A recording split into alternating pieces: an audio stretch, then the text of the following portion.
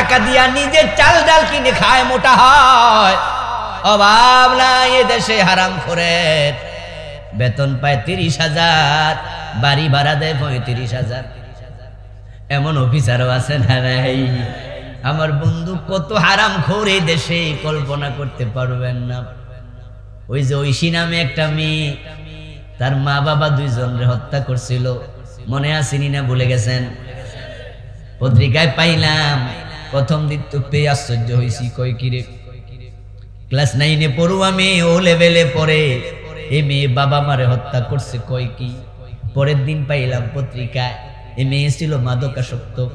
এর পরের দিন লিখছে পত্রিকাওয়ালা, মাদকের টাকা পায় কই? কই তার বাবা ছিল অফিসার, সরকারের চাকরিজীবী, বড় অফিসার। ওই মেয়েকে প্রতি মাসে হাত খরচা দিত 50,000 টাকা। কয় কি রে, তো বেতন কত? মেয়েরে দে 50,000, নিজের লাগে কত, ছেলের লাগে কত, বউয়ের লাগে কত, পরিবারের কত, বাড়ি ভাড়া কত, বেতন কত, হিসাব তো মিলে না। তখন মিলাতে গেলে বোঝা যায় নিশ্চয়ই সে ঘুষখোর অফিসার ছিল। এইভাবে কোটি কোটি টাকা কামাচ্ছে এ দেশের লোকেরা হারাম থেকে। আবার জুমার দিন সামনের কাতারে খাড়াইয়া কয় ইয়াকা নাবুদু, আল্লাহকে আমার গোলাম হইলে এগুলা খাইছে কে? কত লোকের নামাজ আল্লাহ তার চেহারার মাঝে ফেরেশতারে বলে ফিকে মার, ছুঁড়ে মার। ও বন্ধু, জান্নাতে যেতে হলে হারাম ছাড়ো, হারাম হালাল খাও, এবার ইবাদত করো। হারামের সাথে সম্পর্ক রেখে জান্নাত পাওয়া বড় জটিল। বিশ্বনবী বলেছেন ইয়াতি আলান নাসি জামান, এমন একটা জামানা আসবে লা ইউবালিল মারউ মা খাযা মিনহু, মানুষ কি খাচ্ছে কি নিচ্ছে চিন্তাও করবে না। আমিনাল হালাল আমিনাল হারাম, এটা হালাল না হারাম এই বোধটুকু আর থাকবে না। সামনে যা পাবে পকেটে ঢুকাতে থাকবে। নামাজিরা, রোজাওয়ালারা, হাজি গাজী সবাই হারামের সাথে লেগে যাবে। সুদের মতো একটি মহামারী আজকে তাম বাংলাদেশকে এমন ভাবে গ্রাস করে ফেলেছে। কেউ সুদ খায়, কেউ সুদ দেয়, কেউ সুদী ব্যাংকে চাকরি করে, লিখে, কেউ সাক্ষী থাকে। যারা খায় না, যারা দেয় না, যারা লিখে না, যারা সাক্ষী থাকে না, তাদের গায়ের মাঝেও সুদের দুলা বালি লেগে যাচ্ছে কোনো না কোনো ভাবে। এই জাতি সুদের চাপা একবারে ঘেরা করে পড়ে গেছে, বড় পাথরের মতো চাপায় পড়ে গেছে।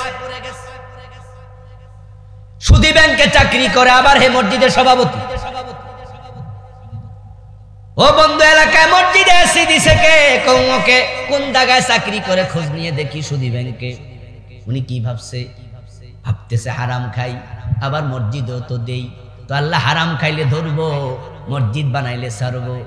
এজন্য সিনেমা হলের মালিক আবার মসজিদ নিজের টাকা বানায়া দেয়, এমন ঘটনাও বাংলাদেশে আছে। সিনেমা হলের মালিক মসজিদ বানাইছে। মানেটা কি? এর মানেটা কি? এর মানে হলো তার মাথায় শয়তান এমন বুদ্ধি দিছে। জুমার আলোচনায় শুনেছে হুজুর বলেছেন মান বানা লিল্লাহি মসজিদান বানাল্লাহু লাহু বাইতান ফিল জান্নাহ, আল্লাহর জন্য একটা মসজিদ বানাবে, আল্লাহ তার জন্য জান্নাতে ঘর বানাবে। এই ওয়াজ শুইনা সিনেমা হলের মালিক কয় এতদিন অনেক টেনশনে ছিলাম সিনেমা হল দিয়া, হুজুরদের ওয়াজ শুইনা তো বেগতিক অবস্থা। হুজুররা বলছে দাল্লু আলা শাররি কাফাইলিহি, সিনেমা হল দিছি, যত লোকে সিনেমা দেখবে তাদের যত গুনাহ হবে, যে সিনেমা হলের মালিক তার একা এত গুনাহ হবে। টেনশনে ঘুম হতো না। প্রতিদিন 300, প্রতি শুয়ে 500 জন, 3 শুয়ে 1500 জন, 3 ঘন্টা শুধু কবিরা গুনাহ চলে। তো সব গুনাহ যদি আমার কান্দে একাই, আমার কি খবর? ঘুমে হইতো না। কিন্তু গত জুমার ওয়াজ শুইনা আরামে ঘুমাই। একটা মসজিদ বানাইলে আল্লাহ জান্নাতে ঘর বানায়, টাকা তো আছেই। এখন মসজিদ বানায়া উনি নাকে তেল দিয়ে ঘুমাচ্ছে, ভাবতেছে আল্লাহ সিনেমা হলের গুনাহ দেবে ডান কাঁধে, আর মসজিদে যত লোক নামাজ পড়বে ওই পরিমাণ সওয়াব আমিও পাবো বাম কাঁধে। হাসরের ময়দানে আল্লাহ যখন ওজন করবে সওয়াব গুনাহ কাটাকাটি, আমি মাঝখান দিয়া কোটিপতি। অনেক বুদ্ধি কইরা কাজ করে, খুব বুদ্ধিমান। চুরি কইরা কোরবান দিতেছ না, গরু চুরি কইরা কোরবান দে, আজিব তো। গরু চুরি করে কোরবান দিলেন, কো হুজুর কি যে কোন মাসলা আমি বুঝি না, চুরি করা গুনাহ, কোরবান দেয়া সওয়াব। যদি আমি চুরি করে কোরবান না দিতাম তাহলে কথা আছে। আমি চুরি কইরা গরু তো বাজারে বেশি নাই, চুরি কইরা আইনা আল্লাহর নামে কোরবান দিছি। তো চুরি করলে গুনাহ হয়, কোরবান দিলে সওয়াব হয়, সওয়াব গুনাহ কাটাকাটি, মাঝখান দিয়া মাংস ফিরি। বাবা নাকে তেল দিয়া ঘুমাও, জান্নাতে তো মাগনা বুঝি। কিছু সারা কিছু করা, কিছু করণীয়, কিছু বর্জনীয়, ওই দুইটা একসাথে যদি জীবনে না হয় তোমার ঈমান থাকবে না। সাবধান মুসলমান, সুদে টাকা যারা লাগাইছেন, আপনারা এখানে আছেন, সুদ খাচ্ছেন, সুদ দিচ্ছেন, আপনি আজকে তাওবা করে যদি বাড়িতে না যান তাহলে এই ওয়াজ আপনার জন্য বৃথা। সামনে আছে শনির দশা। আপনি যদি আজকে মারা যান, আপনার জান্নাতের কি খবর আমি জানি না। কারণ প্রিয় নবী বলছেন, যে সুদ খাবে তার আমলনামায় ৭৩টা কবিরা গুনাহ দেয়া হবে। সবচেয়ে ছোটটা হলো তার মায়ের সাথে জিনা করা।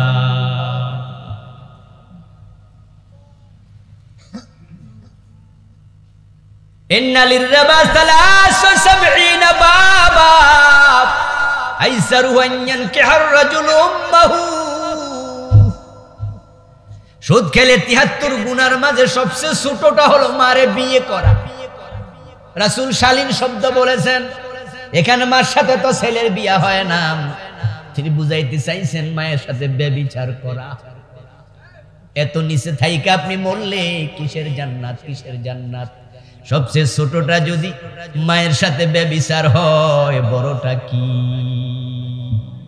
আল্লাহ তাআলা কোরআন মাজিদে বলছেন, বড়টা হলো আল্লাহ এবং রাসূলের সাথে যুদ্ধ করা। ইয়া আইয়ুহাল্লাযীনা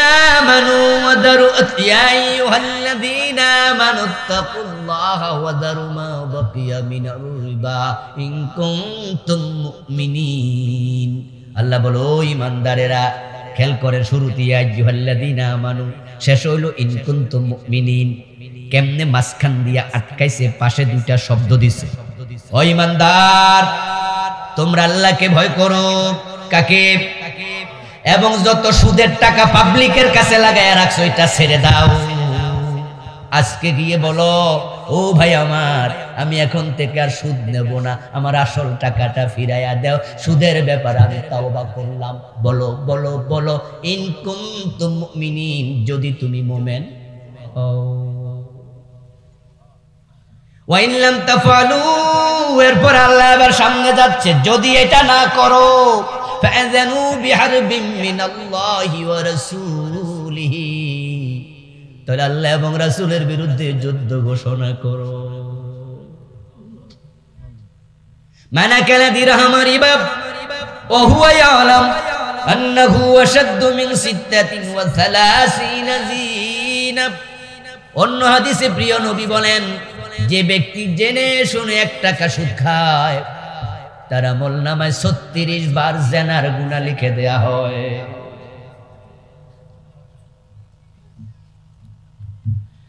একবার 1 টাকা সুদ খাইলে 36 বার জিনা, 100 টাকা সুদ খেলে 3600 বার জিনার গুনাহ হয়। 1000 টাকা সুদ খেলে 36,000 বার জিনার গুনাহ হয়। 1000 টাকা সুদ খাইছেন, 36,000 বার জিনা কইরা বসে আছেন, যেটা একটা পতিতাও করে নাই, পতিতাও করে নাই। টাকা দিলে ইজ্জত দেয়, যে মেয়েরা তাদেরকে আমরা পতিতা বলি, ওরা যদি মারা যায়, ইমাম তার জানাজার নামাজের ইমামতি করতে চায় না, তার আবার কিসের জানাজা? কুকুরের মতো মাটির গর্তে পুঁতে দে। পতিতা যদি ছেলে বিয়ে করাতে যায়, ভদ্রলোক বলে জারজ বাবার ঠিক নাই, এর কাছে মেয়েকে বিয়ে দেয়। সর সর সর, ধুর ধুর ধুর, থুতুমার, নিকৃষ্ট জাহান্নামের কীট পতিতা, সবাই ঘৃণা করে। ও ভাই আমার, ওই পতিতা 80 বছর হায়াত পায়, এ লম্বা জীবনও 36,000 বার জানা করতে পারে না। আমি ক্যালকুলেটর নিয়ে একদিন বসেছিলাম, দিন যদি 10 বার জানা করে, 15 বছর নাবালেগ ছিল, 50 বছরের পরে বুড়া হয়ে গেছে, তার কাছে যাবে না কোনো মানুষ। এই যে হায়াত 80 বছর পাইছে, দিন 10 বার করে আমি হিসাব করছি 36,000 বার হয় না। পতিতাও তো এত জেনা করে না, আর আপনি 1000 টাকা সুদ খাইছেন, 36,000 বার জেনা হয়ে গেছে। ওই পতিতাকে যদি থুতু দেয়া লাগে, তাকে এত ঘৃণা করেন। যারা সমাজের সুদখোর, ওদেরকে ধরে স্যান্ডেল দেয়া দরকার আছে না নাই? কিন্তু আমরা তো, যার পেট যত বড় তার সালাম তত বেশি। ওই সুদের ব্যাংকের মালিক সুদ খায়, শুধু সুদ খায় না, সুদ দেয় কোটি কোটি টাকা, মানুষকে সুদের সাথে জড়াইয়া ফেলছে। ওই সুদি ব্যাংকের গভর্নর যারা, সুদি ব্যাংকের এমডি যারা, সুদি ব্যাংকের ম্যানেজার যারা, সুদি ব্যাংকের মালিক পক্ষ যারা, তাদেরকে ভোট দিয়া দিয়া নেতা বানায় দেয়, মনে আছে না নাই? ওরা সমাজের হত্যা করত। আমার বন্ধু, কার জন্য সুদ খান, কার জন্য হারাম খান? নিজের জন্য এত টাকা তো লাগে না। আচ্ছা বলুন তো, আমাদের দেশে যারা রিক্সা চালায়, দিন 500 টাকা কামাই করে, এমন রিক্সাওয়ালা আছে না নাই? আরে ভাই, এখন তো ঢাকা শহরে কম করলেও করে 700, 800, 1000, 1500। গ্রামে যদি রিক্সা চালায়, তাও 500 টাকা হয়ে যায়, মাসে 15,000 হয়ে যায়। যারা দারোয়ানি চাকরি করে, তারাও 10,000 টাকা বেতন পায়। এখন 5-7 হাজার, 10,000 টাকা, 20,000 টাকা মাসে কামানো কোনো ব্যাপার না। এবার আপনাদের কাছ থেকে আমি একটু জানতে চাই, আচ্ছা যে পরিমাণ টাকা মানুষ কামায়, ডাল ভাত নিয়ে খাওয়ার 1 মাসে বেঁচে থাকার সুযোগ আছে না নাই? আচ্ছা যারা ভিক্ষা করে, তারাও যদি সিদ্ধান্ত নেয় হারাম খামু না, শুধু ভিক্ষার ডাল ভাত দিয়া, তারাও চলার সুযোগ আছে না নাই? তা আপনি লাখ টাকা থাকার পরও কেন সুদ খান? বরং 1000 কোটি টাকার মালিক, সেও আবার অন্যায় করে, আরো চাই, আরো চাই, আরো চাই। একটা মাত্র কারণ, সেটা হলো তাকে লোভে পাইছে। এই দুনিয়ায় সেই বেশি চায়, যার আছে ভুরি ভুরি, রাজার হস্ত করলো সব কাঙ্গালের ধন চুরি। যার যত বেশি আছে, আরো চাই, আরো চাই, আরো চাই। পাগল হয়ে গেছেন কার জন্য? কার জন্য? ছেলে মেয়ের জন্য বুঝি। কান খুলে শোনো দোস্ত, হারাম খায়া তুমি বিল্ডিং বানাইছো, 2 তলা, 3 তলা, 4 তলা, 5 তলা ফাউন্ডেশন দিয়ে বিল্ডিং বানাইছো। ইঞ্জিনিয়ার বলে দিছে এই বিল্ডিংটার গ্যারান্টি কমপক্ষে 100। বাংলাদেশে যে বিল্ডিং গুলো বানানো হয়, যদি নিয়ম ফলো করে, 100 বছর অ্যাভেলেবেল গ্যারান্টি। এবার একটু হিসাব মিলান তো, 100 বছর বিল্ডিং থাকবে, আজ থেকে 50 বছর পরে বিল্ডিং এ যারা থাকবে তাদেরকে চিনেন নাকি? আজ থেকে 80 বছর পরে যে থাকবে তাকে চিনেন? আজ থেকে 100 বছর পরে যে থাকবে জানেনি না কে থাকবে। আপনার ছেলের ছেলের ছেলের ছেলে, পঞ্চম পুরুষ। এবার হিসাব মিলান, বানাইলেন আপনি, থাকবে কে জানেনি না, অথচ কবরে হিসাবটা কেটে দেবে। আচ্ছা এখানে তো অনেক জ্ঞানী গুণী পণ্ডিত লোক আছেন, আপনার বাবার বাবা, বাবার বাবা, বাবার বাবাকে নাম কোন? আমিও জানি না। আমার বাবার নাম জানি, তার বাবার নাম জানি, তার বাবার নাম একটু চিন্তা করে এখন মনে নাই, হয়তো জানবো, কিন্তু 4র্থ নম্বর আমি জানি না। ও বন্ধু, নামটাই জানি না, অথচ আমার ওই বেটা জায়গা কিনছে, ওই বাড়িতে ঘর বানাইছে। আমি থাকমু বেটা সুদ খাইয়া যদি কিনে, গোশ খাইয়া কিনে, কবরে ফিডা খাইতেছে কেডা? ও বেডাই। তো বানাইলো কাল লাইগা, থাকলো কেডা, মাইর খায় কেডা। এর সে বোকা আর আছে কে? ঠিক না? এর সে বোকা আছে। যখন আসে কোরবানির ঈদ, প্রায় বাজারগুলোতে, গরু বাজারে মাইকিং করে বাজারের কর্তৃপক্ষ, পকেট সাবধান। আপনাদের এলাকায় করেন? আমাদের কুমিল্লা করে, বড় বড় বাজারে মাইকিং করে পকেট সাবধান। এর কারণ গরু বাজারে 2 হাতের ব্যবসা, 2 আঙ্গুলের ব্যবসা বেশি চলে। কিছু লোক আছে পকেট মার, তারা বড় ট্রেন্ড, বড় প্রশিক্ষণ প্রাপ্ত, কেমনে জাঙ্গুল ঢুকায় আপনি টেরও পাবেন না। খুব ভালো ইঞ্জিনিয়ার, এই বিষয়ে খুব অনেক বড় মাপের আপনার অভিজ্ঞ। সুবহানাল্লাহ, কেমনে যে ব্লেড দিয়ে কেটে ফেলবে আপনার পকেট, গায়ে কিন্তু লাগবে না, গায়ে লাগলে টের পাইলে কি লেবেন না। প্রশিক্ষণ, খুব ভালো প্রশিক্ষণ। আঙ্গুল ঢুকায় দিছে, 1 লাখ টাকার একটা বান্ডিল উঠে গেছে। 50,000 টাকার বান্ডিল উঠলে তো সারছে কাম। 150,000 টাকার নোট 50,000 টাকা, 500 টাকার নোট 50,000 টাকা, 1,000 টাকার নোট 1 লাখ টাকা। এই টাকা পাওয়ার সাথে সাথে তার মনে আনন্দ ধরে না। দোকানে ঢুকে কত কিছু কিনে, চাল কিনেছে, ডাল কিনেছে, মুরগি কিনলো, গোস্ত কিনলো, আলু কিনলো, পেঁয়াজ কিনলো, আঙ্গুর, বেদানা, দানা যা আছে সব কিনে নিল। বাড়ি যাওয়ার পরে একা খায় না, অন্যরাও আছে। ছেলে খায়, মেয়ে খায়, বউ খায়, শ্বশুর শাশুড়ি, মা বাবা সবাই মিলে খায়। পরের দিন আরেক বাজারে গেছে, আঙ্গুল ঢুকাইছে, সাথে সাথে ধরা খাইছে। আর একজন ধৈরাই কয়, পকেট মার ধরেছি। চারিদিক থেকে ভাদ্র মাসের তাল পড়তে আর 1 সেকেন্ড লেট। বাজারের অভিজ্ঞতা দেখবেন, যখন পকেট মার ধরা পড়ে, কিল কাকে বলে? যে বেটা টিকটিকি দেখলে দৌড় মারে, পকেট মার পাইলে সেও কিল মারে। হ্যাঁ, এবং বাড়ি যেয়ে বউর সাথে গল্প করে, আমারে চিনো, পকেট মার পিটছি। বউ কই, তোমারে দিয়ে ইন্দুর মারাইতে পারি না, তুমি পকেট মার মারছো। বিশ্বাস না হইলে বাতিজারে জিগাও, হেও আসিল। বাতিজা কই, জি শাসি। আবারে শাসার আজকাল সাহস যে আমি দেখছি। মসজিদে জুতা চোর পাইলে এসকো বাইরা যায়। জুতা চোর ধরা পড়ছে, ভাইরে ভাই, সব মুসল্লি বিদ্রোহী, মাইরা কুলাইতে পারতেছে না। কয়জনে আর মারবো, বেড়া তো ছোট্ট, কিল দেওয়ার জায়গা নাই। আলগার দাঁড়ায় দাঁড়ায় মাথা কামাই দাও। আরেকজনে কই, ইসলামের আইনে হাত কেটে দাও। বাহ বাহ বাহ, কি আল্লাহর আইন! গরিব জুতা চোর পাইছ, হাত কেটে দিচ্ছ। মসজিদে জুতা চুরি বড় খারাপ জিনিস। মুসল্লির বদদোয়া আসে, মন খারাপ হয়। আমারও হয়েছে জুতা চুরি অনেকবার। যখন দেখি জুতা নাই, তখন মনে একটা কষ্ট পাই, খালি পায়ে বাড়ি কেমনে যাই। ওই চোরের জন্য দোয়া আসে না, বদদোয়া। আজকের মাহফিলও 2-1 জন জুতা চোর আছে না নাই? আছে, কিন্তু সব ওয়াইজিন শ্রোতা না। শ্রোতার সুরত দইরা 2-1টা পকেট মাইরো মাহফিলে। তোমাদের বলছি ভাই, সব ছেড়ে দাও। কারণ মসজিদে মুসল্লি নামাজ পড়ে এসে যখন জুতা পায় না, মন থেকে এমন একটা বদদোয়া দেয়, এটা তোমার জীবনকে সারখার করে দিতে পারে। কিন্তু গরিব জুতা চোর হেরে পাইলে সবাই মিলে কিলাইলো। আমি বলি, ও বেটা যদি 40 বছর জুতা চুরি করে 10 লাখ টাকা জমাতে, হেরে এত কিলাইলেন।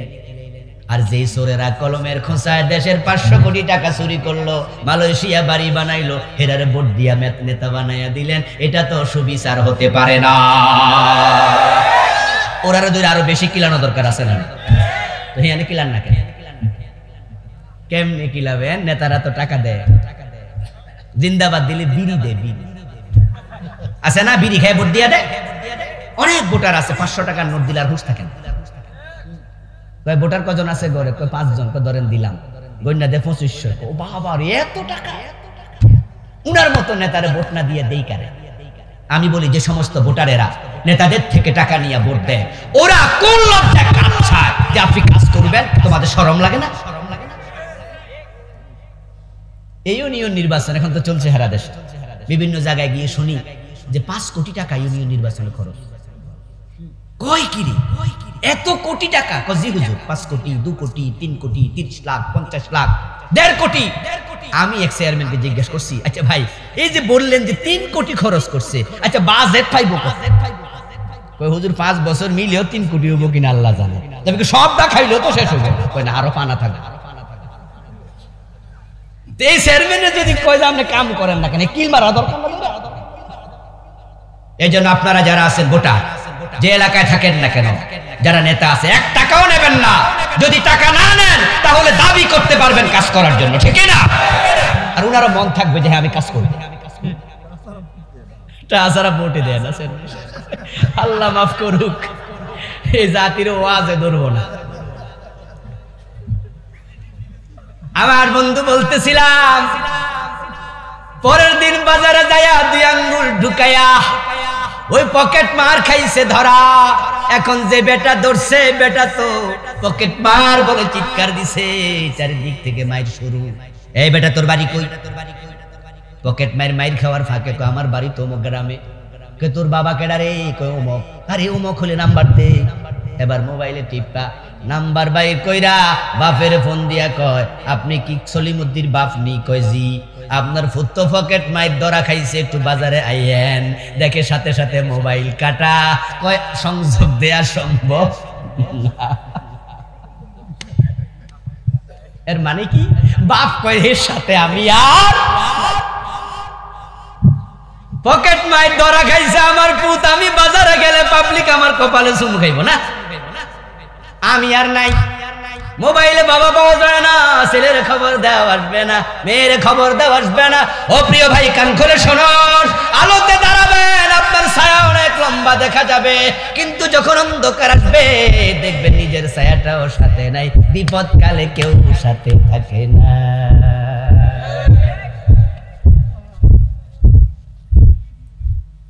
সুসময়ে অনেকেই বন্ধু বটে হয়, অসময়ে হায় হায় কেউ কারো নয়।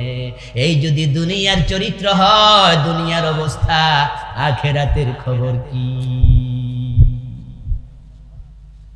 এই জন্য হালাল ইক্তেফা করবেন, আজ থেকে হারাম ছেড়ে দেবেন। অনেক হাজি গাজি পাওয়া যায়, বোনের জমি দখল করে। ও ভাই আমার, তুমি কত নিষ্ঠুর! আপন বোনের জমিটা কেমনে দখল করলা? 15 বছর 20 বছর আগে বাপ মারা গেছে, এখনো বোনের জমিটা দেয় না। জমি চাইলে চোখ বড় কইরা ধমক মারে। আসেনি কিছু এমন জালেম? এই বোনের কয় জমি নিবি, এবারই তার জায়গা নেই। আপন ভাইয়ের জমি ভাই দখল করে, ভাইয়ের জমি ভাই কেমনে করো, কেমনে? ভাই ছোট, তুমি বড়। ভাই কলেজে পড়ে, বাপ মরে গেছে, এবার তুমি চালাক। আমার ভাই আমি সমান ভাগ পাবো, তাই বাইরে আমি জমিটা দেব একবারে বিলের মাঝখানে, আমি নেব রাস্তার ধারে। এই চিন্তার কিছু বক্র চিন্তার লোক আছে না নাই? ওই বাজারে যে 2 কাঠা আছে, 5 শতক আছে, এটা আমি নেব, আর বাইরে দেব দূরে। ও ছোট মানুষ বুঝবে না, ও জালেম। তুমি জালেম। হাদিস কি? যে ব্যক্তি অন্যের জমি জবরদখল করবে, অন্যায় ভাবে ভোগ করবে, জাল দলিল করে। নেতা, শরীরে শক্তি আছে, এলাকায় পাওয়ার আছে, তাই বিল্ডিং করার সময় 1 হাত সামনে বাইরা যায়, তারপরে বিল্ডিং করে। কি করলো? পারলে বিল্ডিং ভাঙো দেখি। রাসূল বলে এভাবে করো না, যদি করো জমিনটা 7 গুণ বড় করে কিয়ামতের দিন আল্লাহ তোমার ঘাড়ে লটকাইয়া দেবে। মান আখাযা শিবরাম মিনাল আরদি যুলমা ফাইন্নাহু ইউতাওয়াকুহু ইয়াওমাল কিয়ামাতি বিসাবঈ আরদিন। প্রিয় নবী বলেন 7 গুণ বড় করা হবে, 7 গুণ। আমার বন্ধু 1 বিঘত দখল করবেন, 7 বিঘত। শুধুমাত্র পাশে নয়, নিচেও, নিচেও, নিচেও। জমিনের নিচ কই আমরা কিন্তু জানি না। সবচেয়ে গভীর সমুদ্রের নাম প্রশান্ত মহাসাগর। গভীরতম জায়গা, আর গভীরতা হলো 36,000 ফিট। পৃথিবীর সবচেয়ে বড় পাহাড় হলো হিমালয়। সবচেয়ে উঁচু চূড়া যেখানে এভারেস্ট, সেটা হলো 29,000 ফিট। যদি পুরা হিমালয়টা প্রশান্ত মহাসাগরে ডুবাইয়া দেন, তার উপরে পানি থাকবে 7,000 ফিট। এখান থেকে যে আপনি মেঘ দেখতে পান, সেটা হলো মাত্র 4,000 সাড়ে 4,000 ফিট। মেঘের শুরু মাত্র 4 থেকে 4,500 ফিট উপরে। তাহলে প্রশান্ত মহাসাগরের গভীরতা পুরা হিমালয় ডোবার পরও থাকবে 7,000 ফিট উঁচু। এবার বলুন তো, যে জায়গায় 36,000 ফিট গভীরতা আছে, একটা জাহাজ নিয়া বিশাল একটা শিকল লইয়া, যে শিকলটা হবে 40,000 ফিট, তার মাথায় একটা বড় পাথর বেঁধে যদি শিকলটা ছেড়ে দেন, যেতে যেতে এক সময় মাটি পাবে কিনা, থামবে কিনা? তাহলে বোঝা গেল জমিন কত গভীর। 36,000 ফিট পরেও জমিন আছে। এখন আল্লাহ এটা 7 গুণ বাড়ায় আপনার গলায় লটকাইলে হবে কি?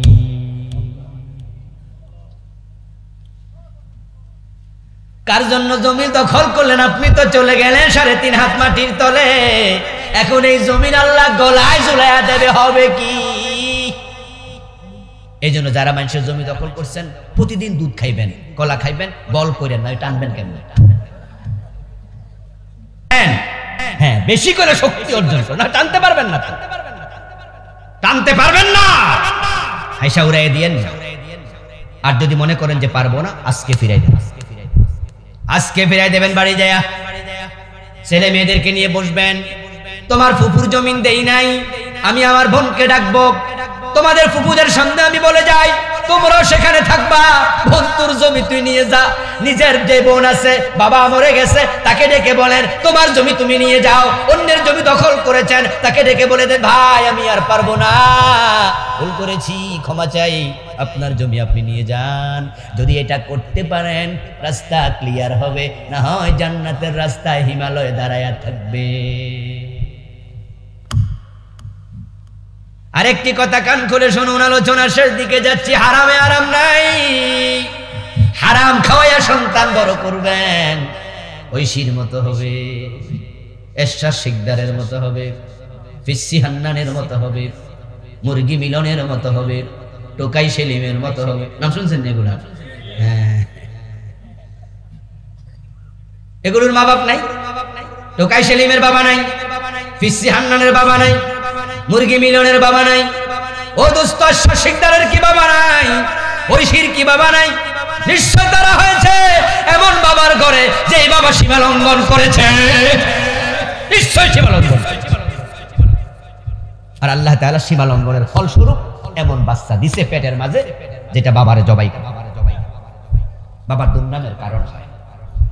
হারাম কামাবেন না, আল্লাহ আরাম কেড়ে নিয়ে যাবে, আরাম কেড়ে নিয়ে যাবে। অনেক বড় লোকের সাথে চলার সুযোগ আল্লাহ দিয়েছে। ঢাকা শহরে থাকার কারণে ডানে বামে সামনে পিছে যে বড় বড় বিল্ডিং গুলো দেখি, ওগুলোর মালিকদের অনেকরে চিনি। আমার বন্ধু যারা 2 নাম্বারি করে বড় লোক হয়েছে, অধিকাংশ ট্যাবলেট না খাইলে ঘুমাতে পারে না। আল্লাহ আরাম কেড়ে নিয়েছে। আমার বন্ধু আল্লাহ তাআলা আরাম কেড়ে নিয়ে গেছে। ট্যাবলেট না খাইলে ঘুমে ধরে না। অনেকে আছেন আপনারও ট্যাবলেট খাওয়া লাগে, সব ট্যাবলেট খাওয়া লোক অপরাধী নয়, কিন্তু অপরাধীদের আল্লাহ আরাম কেড়ে নিয়ে যায়, দুশ্চিন্তা ঢুকায়া দে। ও ভাই, ট্যাবলেট না খাইলে ঘুমে কেমনে ধরবে?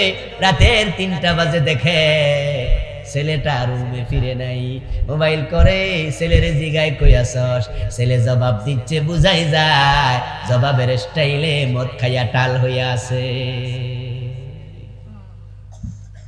রাতের 2টা বাজে যুবতী মেয়ে ঘরে ফিরে নাই। ও পয়সাওয়ালার এমন লোক আছে নিজের বউটাও ঘরে থাকে না। কেউ গুলশানের বারে, কেউ ধানমন্ডির মদের বারে লাপাচ্ছে মদ খাইয়া। আমার বন্ধু রাতের 3টায় যদি যুবতী মেয়ে ঘরে না ফিরে, একটু বলুন তো মা বাবার ঘুম আসবে? যাদের ছেলে মেয়ে আছে বুঝলেন। এখন রাতের 3টায় কলিং বেবে টিপ পড়েছে, দরজা খুলে বাবা দেখে মেয়ে গাড়ি থেকে নামছে আর টলতেছে ডুলতেছে, মুখ থেকে মদের গন্ধ। বাবা কি করবে? কিছু করার নাই, কারণ হারাম খাইছে। সন্তানদেরকে এমনি বড় লোক এইভাবে ছাড় দিছে, নাচতে গাইতে বড় হইছে, নিজেই তো পকেটের টাকা খরচ করে ওই ক্লাস 2তে পড়ার সময় নাচ শিখাইছে। বাবা নিজে নাচ শিখাইছে, বাড়িতে টিচার আনছে, সারে গামা পাদান, এমন আছে না নাই? বাবা নিজে শিখাচ্ছে, মোটরসাইকেলের পিছনে বসাইয়া নিচে ড্যান্স ক্লাবে ড্যান্স শিখানো, পিচি পিচি পিচি পিচি গান গায়। ওরে বাবা রে বাবা, এমন গান গায়, শিখলো কই? বাবা শিখাইছে, মা শিখাইছে, টিচার রাখছে, টাকা খরচ করছে, নাটকে নিচ্ছে, অভিনয় শিখাচ্ছে। এটা বড় হইয়া মদ খাবে না, খাবে কি? আল্লাহ সাথে সাথে কেড়ে নিয়েছে দুনিয়ার খাবার। এই জন্য অধিকাংশ হারামখোর, তারা ভোগও করতে পারে না, সাথেও নিতে পারে না। রিকশাওয়ালার দিকে তাকাও, গরিব রিকশাওয়ালা হারাম খায় না, হারাম খাওয়ার সুযোগও নাই, বরং ঘাম জড়ায় টাকা কামানো লাগে, ঠিক না? আবার আমরা যারা সরি, 5 টাকা বেশি দিলে চাইলে খবর আছে ঘুষি মারতে যায়। রিকশাওয়ালা গরিব, ওরে 5 টাকা বেশি দিও, 10 টাকা বেশি দিও ভাই। কিন্তু তুমি যখন চাইনিজ রেস্টুরেন্টে খাও, বন্ধু বান্ধব নিয়ে আড্ডা দিছে, 3000 টাকা বিল হয়েছে, সামান্য কিছু খাইছে, 3000 টাকা বিল। 3 বন্ধু সবাই পকেটে হাত দেয়, আমি দিব। উনি কয় না তুই দিস না, আমি দেই। উনি কয় না আমি দেই। দিতে সবাই রাজি, 3000 টাকা। আসার সময় যে বেটা ওখানে হেল্প করছে তারে দিয়ে দে গিফট 500 টাকা বকশিস। আর রিক্সায় ওইটা রিক্সাওয়ালারা কয়ে বেটা যাবি নি? কয় হ্যাঁ। কত? কয় 20 টাকা। কয় 15 টাকা দিল। কি এমন চরিত্র আছে কিনা? হেরে 15 টাকা দিব, 5 টাকা কম আরো। রিক্সাওয়ালা কষ্ট করলো ভাই, আবার তারপরে কি হয়? ওই রিক্সাওয়ালা হারাম কামাইতে পারে না, হালাল কামাই করে। দেখেন আল্লাহ জীবিকায় কত বরকত দেয়। তার বাড়ি নাই, গাড়ি নাই, আলিশান প্রাসাদ নাই, কিন্তু আল্লাহ রিজিকের দরজা খুলে দিছে। ওই বেটা সকাল বেলায় রিক্সা লইয়া বের হওয়ার আগে শুধু লবণ দিয়ে আর কাঁচা মরিচ দিয়ে 3 প্লেট খাইয়া লাইছে। লবণ আর কাঁচা মরিচ দিয়ে 3 প্লেট খাইয়া গামছা বাইন্দা তারপরে গেছে। দুপুর বেলায় পরোটা খাইছে 7টা। রাতের বেলায় বাড়ি ফিরছে, বউ আইসা ভাত দিছে, প্লেট দিছে, তরকারি আইনা দেখে ভাত নাই, ভাত দিয়া দেখে তরকারি নেই। খাইয়া শেষ, 5-6 প্লেট। আর কোটিপতির অবস্থা কি? ডাক্তার কইছে সকাল বেলায় 1টা রুটি খাইবা, ঠিক না? দুপুর বেলায় খাইবা ভাত, তবে হাফ কাপ, পুরা কাপ। আর রাতের বেলা ফলাফান খাইবো, তুমি চাইয়া থাকবা। কামাইছো, খুব কামাইছো নাকি? আচ্ছা, এই তোমার খাবার। আচ্ছা, যখন চলে যাবে চোখ বন্ধ করো, সাথে কত যাবে? সাথেও গেল না, খাইতেও পারলা না, কামাই করলা কেন? এই জন্য এগুলো আত্মপ্রতারণা, আত্মপ্রবঞ্চনা। সাবধান মুসলমান, আল্লাহর কাছে জান্নাতি মানুষ রূপে হাজির হতে হলে হালাল হারাম দুটাই বুঝতে হবে। রাসূল যা করতে বলেছেন করো, যা ছাড়তে বলেছেন ছাড়ো। একজন মুমিনের সাথে হারামের সম্পর্ক থাকতে পারবে না।